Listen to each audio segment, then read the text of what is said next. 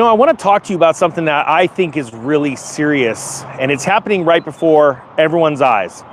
It's going to affect everyone around the world. It's a big deal, and you can either make a ton of money from it, or you can sit back and let it happen to you. And it is like a slow rolling train until it isn't, until it comes out in the media.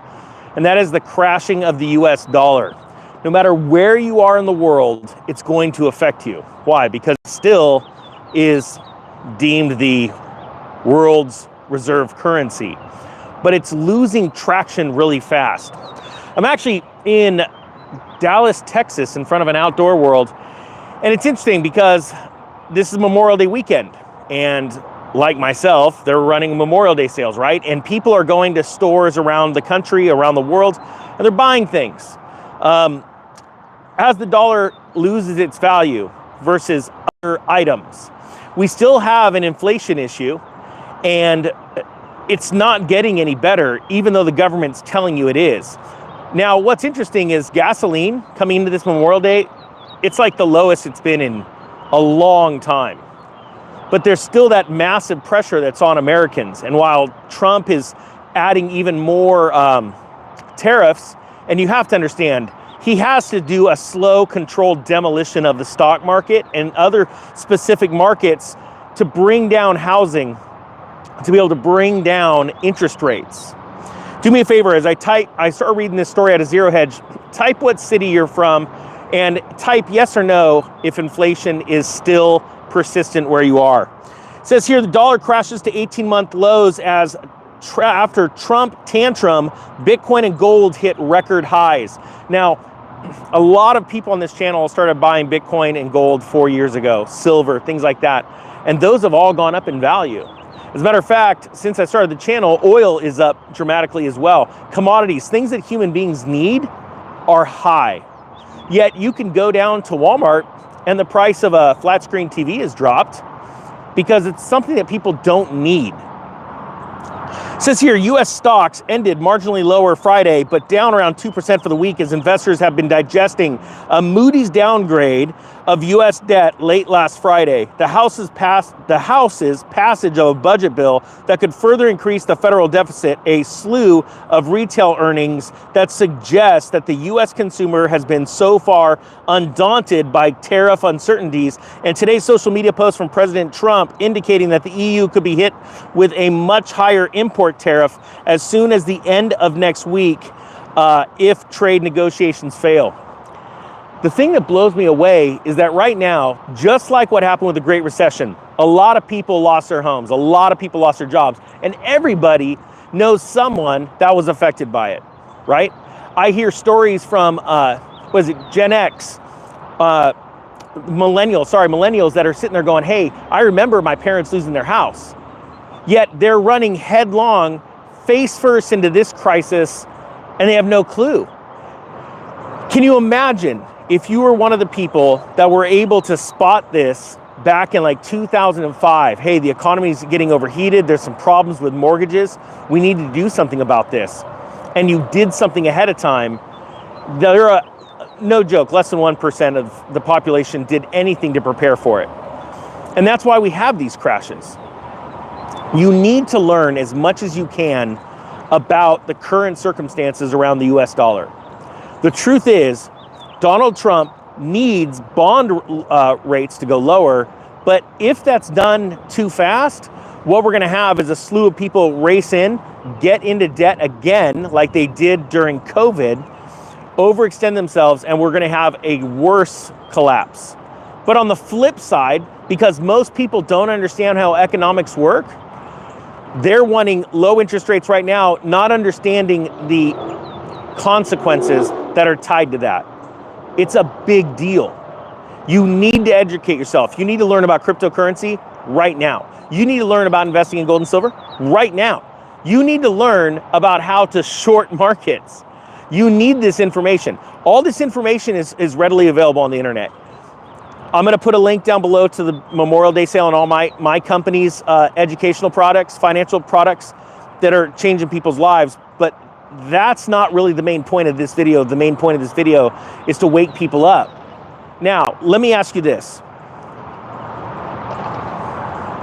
This is gonna be a weird one. type new if you have never seen this channel. And it's interesting, as I see people that are understanding of these things, they get the information fast. But what's happening with these weird algorithms with social media, people that are out warning about economic uncertainty or times, the things that you could do to help yourself, the algos don't want to really push it out. Hey, there's somebody new. Rafael. Everyone say hi to Rafael, please. That gives me some encouragement, because I don't want to be stuck in an echo chamber. I don't want you stuck in an echo chamber. And the truth is, we find ourselves in those echo chambers when we're always hanging out with the same group of people, when we're listening to the same TV channels or reading the same types of media. You need so badly to go out and find new sources of information, because if you don't, you're not going to be able to judge what you've been learning, because you're just hearing the same thing. I see it in cryptocurrency, where you get sort of this cultish thing where everyone's buying this one thing, and if you're not in it, you're hated, and there's nothing going on in that sector. Same thing with like a specific, like gold and silver people or stock people. It's like they're in this echo chamber, and after a while, they're just drinking their own Kool-Aid and they believe whatever they're told. Now, the truth is, a couple of years ago, or was it a year and a half ago, Biden just came out and said, hey, I'm going to change the definition of a recession. And it was like jaw-dropping to me that people weren't like completely up in arms, like, look, our economy is collapsing. But people don't see collapse. They don't see how society completely slowly degrades and degrades and degrades until it's taken over by another society, another civilization, another, country.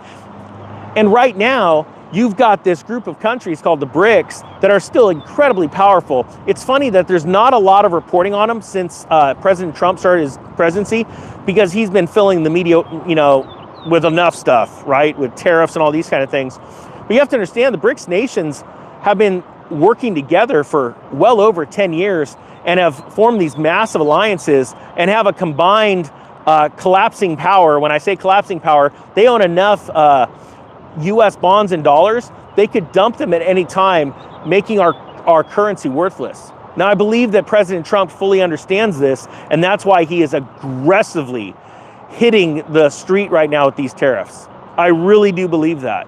And I think that is the best thing that could happen right now, is we shock enough nations into, if we don't line up with the America right now, our economy is going to get hurt, because America is going to stop buying stuff from us, right? These trade wars are going to get bad. So he's trying to force people like a shock jock to line up and get behind American-made products, rebalance the scales. But the thing is that the BRICS nations are still incredibly powerful, and you're already seeing countries like China dump bonds, and it's keeping our interest rates high.